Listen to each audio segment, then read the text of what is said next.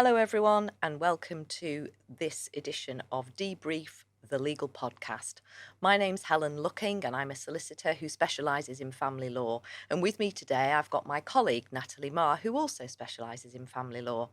And today, we're going to talk about the divorce process, which doesn't mean the financial process, it's separate. This is just about the step-by-step processes for a divorce. So, Natalie, please tell me, what's the step-by-step process for a divorce? So, your first step in the divorce, you're going to want to make sure that you've got your marriage certificate to hand. If you don't already have that, you can contact your local registrar to request a certified copy of your marriage certificate. Once you've got that to hand, there is now an online process which makes things a lot easier.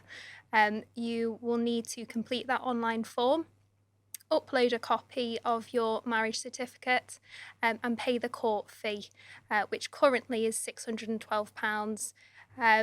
There may be some circumstances where you could be exempt from paying that court fee, either partially or in full. So it might be worth investigating whether you could receive a full or partial refund or reimbursement of the fee. Once Okay. you've done that, you'll need to complete the online divorce application and submit that.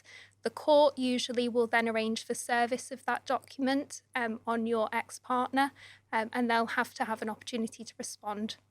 Okay, so when you say the court serve it, does that mean, do they send it to them in the post? Yep, so they'll arrange to send that to them by post. They'll get a full copy of the divorce application. Notice that you've obviously submitted that application and a form that they'll need to complete to respond to the divorce application. Okay, and they can do that online. The other party can respond to that online. Okay, Yes, yeah. right. And so they return that acknowledgement, we call that. They Mhm. return that to the court, and then what happens after that? So once they've provided that response, the acknowledgement, you'll then be able to, 20 weeks after that, apply for your conditional order.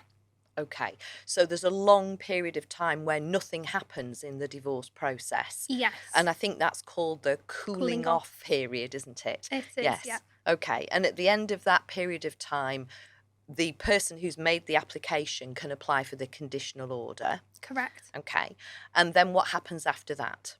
So once the conditional order application is submitted, the court will process that and you will receive something called a certificate of entitlement.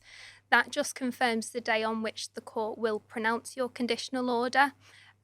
You don't need to usually attend that hearing where the court pronounces the conditional order.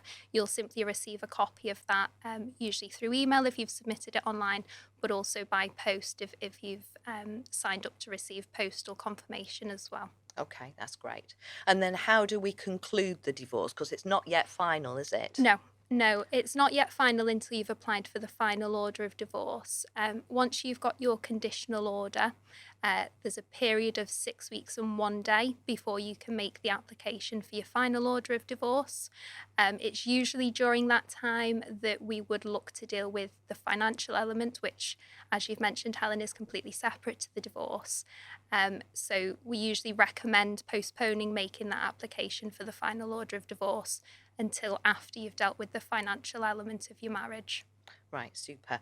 And then eventually, when you make your application for the final order of divorce, Mhm. the court usually grants that pretty quickly, don't they? Usually They within a do. day or so. Yeah. And then they send that to both parties.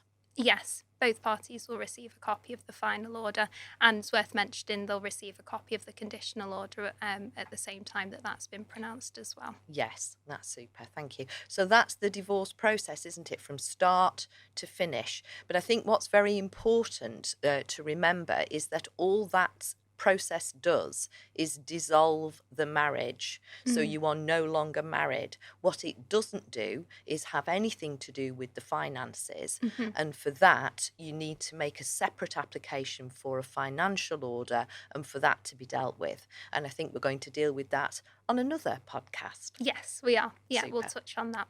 Thank you, Natalie. Thank you, Helen.